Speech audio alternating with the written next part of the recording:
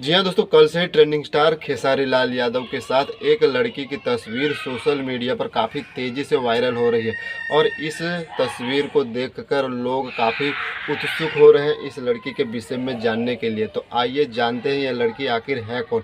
जी हाँ दोस्तों, कल सोशल मीडिया पर फेसबुक अकाउंट पर खेसारी लाल यादव ने अपने टीम मेंबर के साथ एक लड़की की तस्वीर साझा की थी। तब से लोग जब यह तस्वीर देखे तब से लोग काफ़ी कयास लगा रहे हैं कि ये लड़की आखिर है कौन, और सब अपने मन में अलग अलग के ख्याल बना रहे हैं। कोई बोल रहा है कि यह खेसारी लाल यादव के साथ न्यू एल्बम में नज़र आएगी, तो कोई बोल रहा है कि नहीं ये नए फिल्म में नज़र आएगी, तो कोई बोल रहा है नहीं दोस्तों खेसारी लाल यादव के साथ इसका अफेयर चल रहा।